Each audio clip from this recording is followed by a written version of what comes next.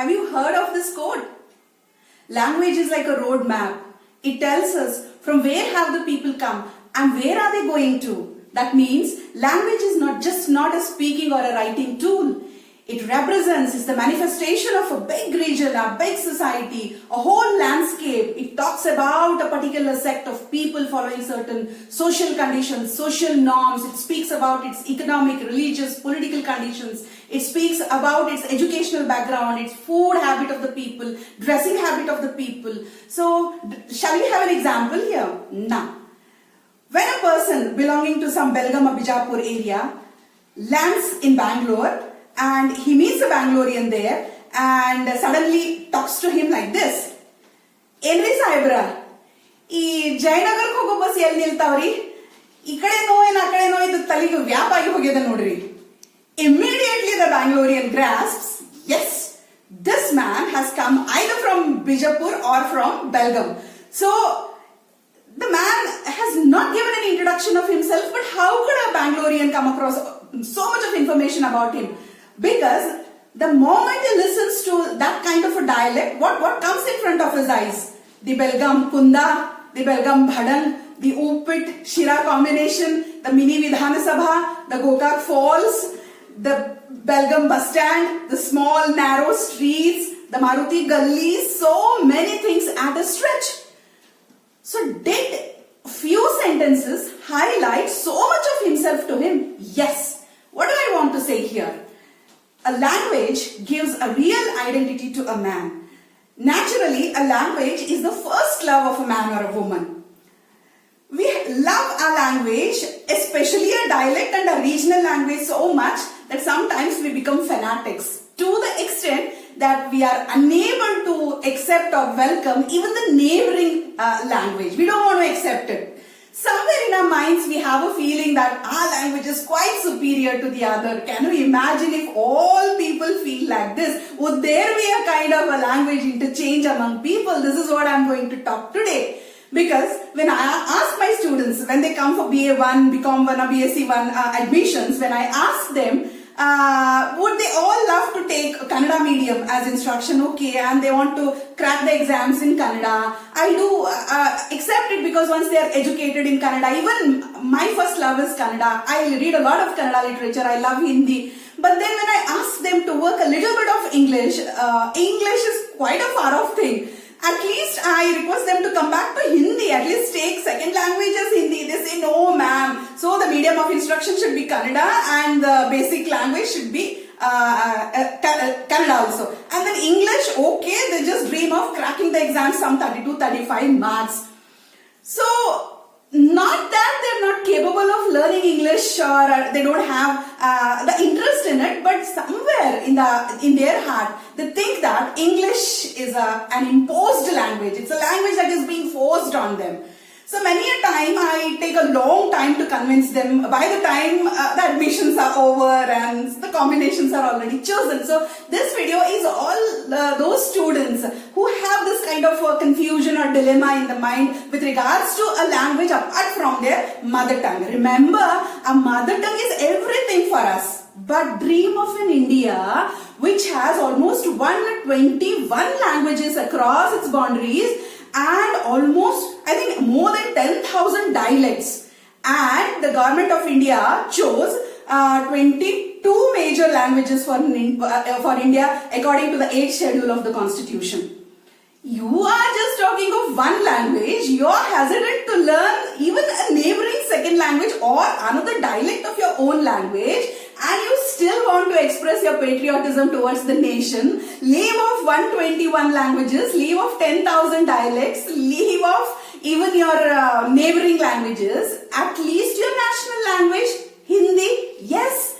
Now, when I convince this to my students, somehow forcibly they say yes to Hindi. But then when it comes to English, they literally step back because they have a firm doubt in their minds regarding English. They think that, ma'am, this English is an imposed language on Indians, and to the rural lot, it's a burden. So what's wrong that we finish our degrees in Kannada or any regional language, and we are capable of cracking even many other exams in the same language. So where comes the need to learn this language? So this is a big argument, a kind of a debate, I think, in almost all the colleges, and this is the difficulty that English teachers have to overcome every semester, every admission. So now I want to talk, was this really imposed on us? I don't think so, students. Today I am going to discuss how and why English language had to be ours. Today I don't say that it is imposed. It has already a language because we all know that it is official language. And let me give you a broader outlook. There are almost 7,000 languages across the world. So from 121 languages in India, we are jumping to 7,000 languages across the world, and almost 67 countries in the world have accepted English as their primary language, and almost 27 countries have taken English as their official language. So are we all fools who have accepted English? So the conditions when English was imposed on us was totally different. But now English is a must. The conditions are again different. Why? Because today we believe in LPG, liberalization, privatization and globalization. We have trade and commerce in open with the foreign countries. There are innumerable foreign trade companies investing in India, and they have opened up with so many employment opportunities. So you have MNCs, you have various institutions. So naturally English becomes a must. And apart from English, you need to know at least one or two foreign languages. Dear students, leave off regional languages. I am talking of one or two foreign languages. So I always request my students, by the time you finish your 3 years of UG, you should be capable of mastering at least 5 languages. So now coming back to India. It was in 1965 that the Act on Indian Languages was passed, and then it was said that English should and will continue as the official language of India. Now we had got freedom in 1947, so was Indian government then again following the English traditions even after the freedom to follow English as the official language? No. There is a huge history for that. We worked a lot from 1947 to 1965. Almost all these years, we worked so much to make Hindi as a national and official language. But then there was so much opposition from the southern states, and there was so much of talk from the northern, eastern, western states. India is, of course, secular, but then we have, as I said, so many different cultures, languages, that ultimately the government had to say that leave off all your arguments and debates, and English should continue as an official language. But it has its own history. It was not suddenly decided like that. Now, what is this history about the English language? Slowly let us go back to 1600. So in 1600, the East India Company was formed, and it was actually formed to have business and trade connections with India. But then do you think British had such simple aims? They had much more in their minds. And by the time they were taking one by one all the territories of India under their control, they knew that the soil is so rich and the soil is so stubborn and patriotic that even if you have the control over all of India, it won't be possible for the British to rule there for a long time. So they had their special plans in their minds. So then 1858, what happened? The complete control of India was under the British. So right from 1600 to 1858, imagine what plans they had for India, and 1858 the complete hold over India was possible. And from then started planning as to how to take the culture, the tradition and that strange patriotism that lies in the soil into their hands, because it's quite difficult to rule India for a long time as a colony. Now, they had to wait, because on the opposite side, there were British officials who never wanted this to happen. They were so rich in mind, they had such a broader outlook. They knew it is a colony, but they didn't want it to shake the foundations of India. So they stood as wall, as a China wall for those British officials who wanted to shake all this. So this couldn't happen that immediately, but somehow it happened step by step. Let's go back again to 1780. Slowly they had a trial and error kind of a method. First English newspaper was released in India by the name Bengal Gazette, and naturally there was keen interest among Indians also to know English, because so many years they had been with them, and that white skin, their urban attitude, their grace had somehow impressed them. If not totally, but somewhere in the corners, somewhere Indians wanted to be like them. So the English newspaper became popular. That gave them a big hope. Then coming forth in 1817, they opened the Hindu College at Kolkata, a big turning point. They convinced Raja Ram Mohan Roy and some other Indian freedom fighters, and they said this particular college owned by the British would give secular education to the Indians. So any student from any religion could get education there, but he had to pursue English also as his subject. So look at their step by step entering into the Indian educational system, because they had three things in their mind. You must know, whether it was East India Company or whether it was the British Raj, they had three things to overcome.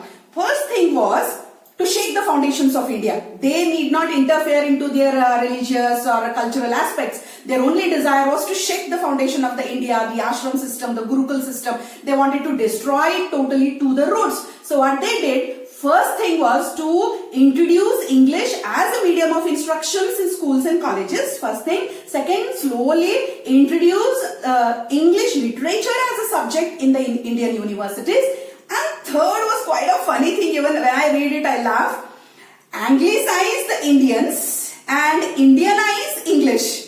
So I'll just explain it when I come to that point. So now going back to 1817, so the Hindu college could fulfill almost all these three wishes.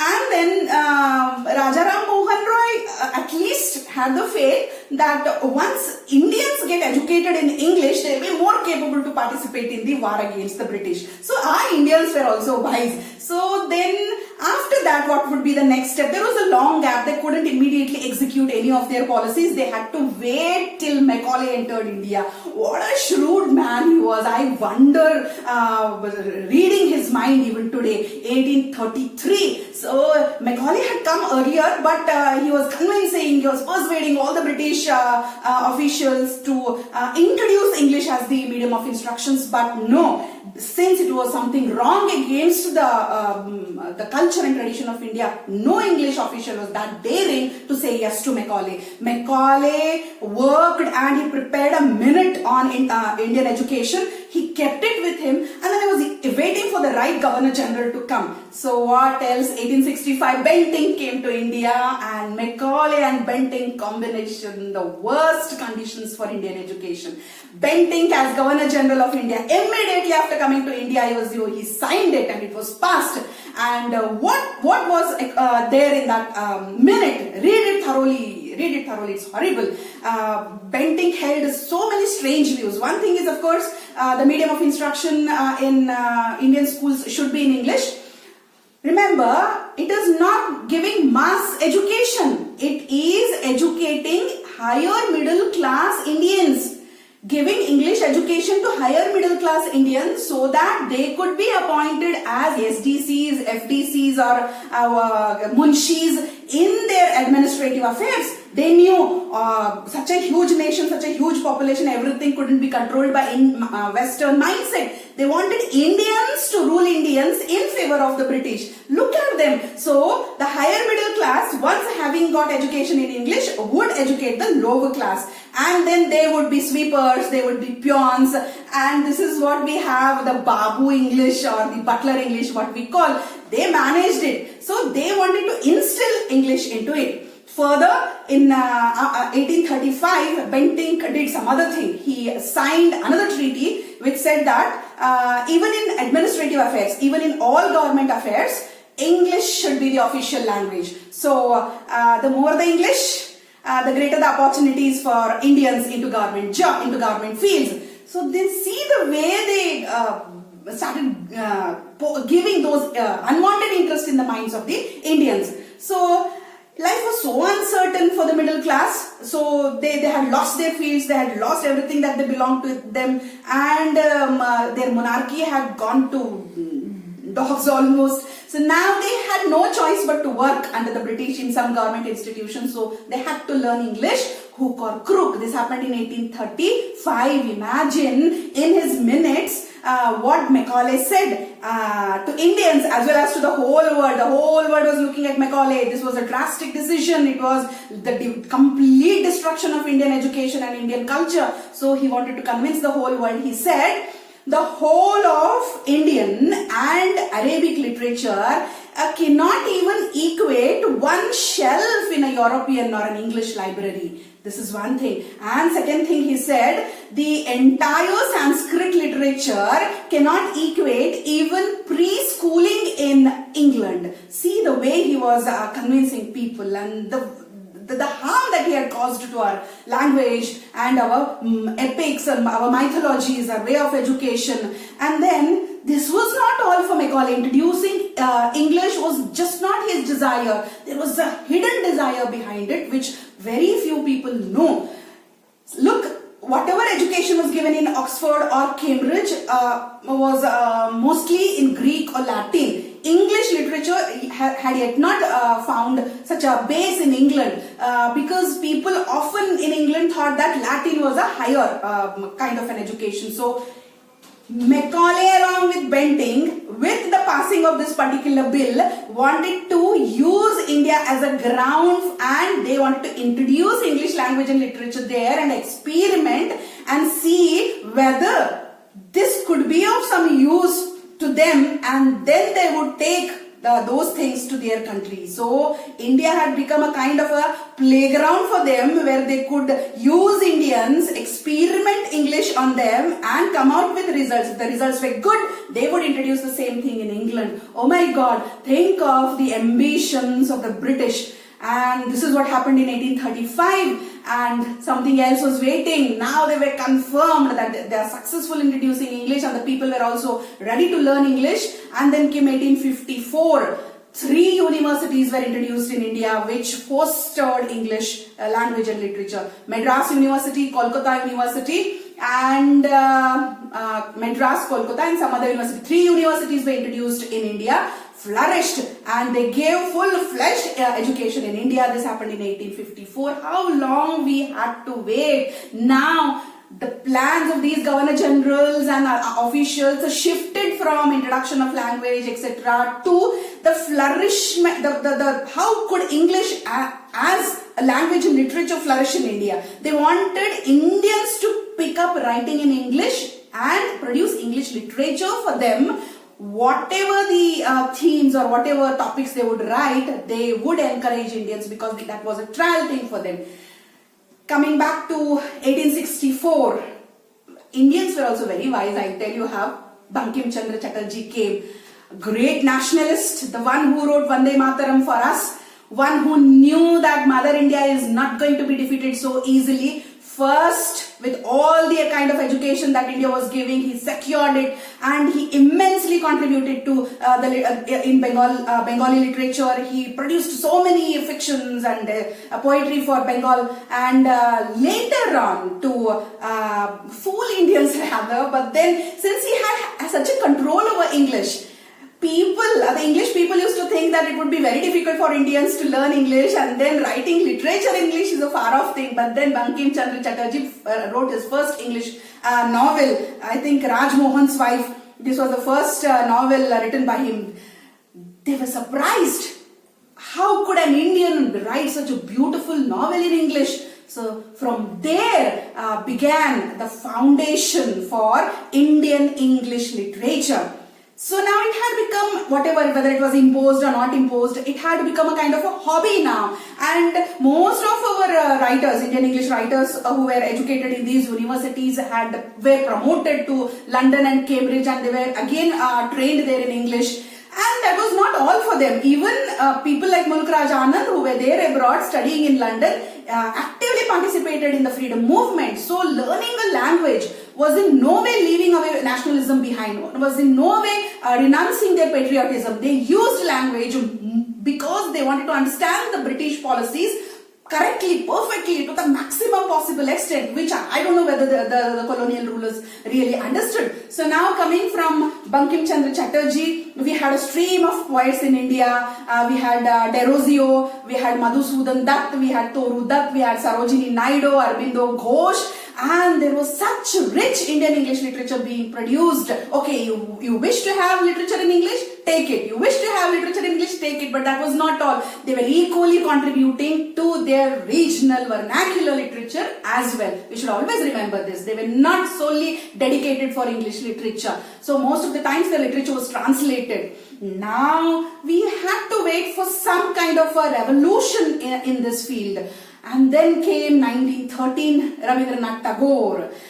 With his Shantiniketan and with his Hinduism in his blood, almost till his 50th year, he wrote immense Bengali literature. And then this, his collection of songs, his poems in Gitanjali was of course nominated for Nobel Prize in Literature in 1913. And only after his 50, he realized that why shouldn't these English men, women read our rich culture? So then it was translated in English as a song offering, which was an international hit. Even today you wonder how could Rabindranath Tagore compose such beautiful things. So for that you need to have a history of Rabindranath Tagore.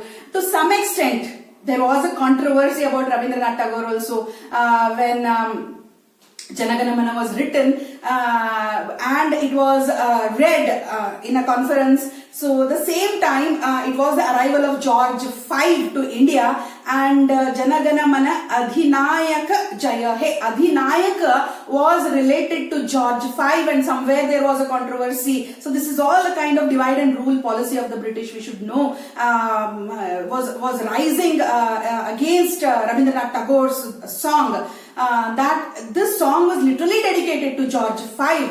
Rabindranath Tagore was so furious. At the same time the British had given him knighthood. He renounced it and he actively participated in the freedom struggle. He preached spirituality to such an extent that his Shantiniketan was full of the fragrance of nationalism and patriotism. So somehow please let us not go with such criticism which is available in the British literature against Indian writing in English. So we should know this because how they wrote, in what conditions Indian English literature was written, how many sufferings they had to undergo, and still they had to maintain the balance between the vernacular and the Indian English literature. So then after that came the trio, the Mulkraj Anand, Raja Rao and R.K. Narayan. They came up with fiction, beautiful fiction. I must say, when these trio came, the novel writing in Indian English literature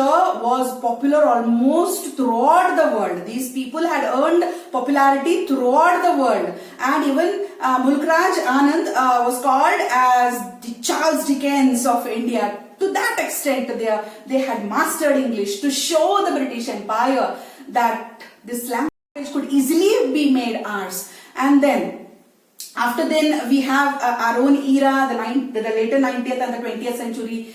We have Salman Rushdie, we have Vikram Seth, today we have Chetan Bhagat, we have Shiv Khera, we have Arundhati Roy, and somehow the literature has come developing till this state. What exactly was taught by all the writers of Indian English literature? That along with the nationalistic spirit, we wanted freedom immediately. So what did these writers do? Along with the patriotism that we have in our hearts, the spirituality has to go parallel to it. So spirituality was inculcated in the hearts of the people who read this Indian English literature, because the most of these people like R.K. Narayan or Mulkraj Anand or Munshi Premchand, they highlighted the social conditions of Indians to such an extent that the whole of India, even the rustic rural India, could be aware of how strategies should be made against the British. So this was not just a kind of love for a language or love for literature, but they had sacrificed all their ideals for some time, and they had accepted strange norms on themselves. But then they were so faithful to literature that today we have such rich Indian English literature in us. So students, now I want to tell you, how can you escape learning English as a language? Because if you want to read Indian English, leave away British literature, leave away American literature or Canadian literature, colonial literature, whatever literature, but then at least it is your ardent duty to learn and read Indian English literature to some extent, because it is there that we find the real India during the British Raj or during the East India Company. So if you want to know much about India, you should go into those books and think of Aurobindo Ghosh's spiritual writing. Probably they were the masters of that area amidst that kind of a stress, that kind of a depression. They came out with such a beautiful English, and this is what they have given us. And what happened even after 1947, as I said we couldn't be away from English, because all the documents were maintained in English, all the official administrative affairs were maintained in English. Everything that India wanted after independence was written in English. So how could we say goodbye to English? So it had become a kind of our own language by the time we had almost spent 300 years with the British, and we had been so much acquainted with their culture and their language that at least for some years we had to accept English as our language. But then in 1965, as I said, we agreed unanimously. It's just not you or me, but all the states of India, but because I said the South India was not ready to accept Hindi as the national language. So unanimously all the states came together and shook hands for English as our national language. Now tell me, would you say no to English? It's your ardent duty. It's not imposed. It has come in our veins and we should move with it. And of course, love your regional languages, love your mother tongue. I do that. But it's also our duty to learn and contribute to this language, which is now totally ours. Hope you came to know about the history of English language in India and the development and the journey of Indian English literature in India. Thank you.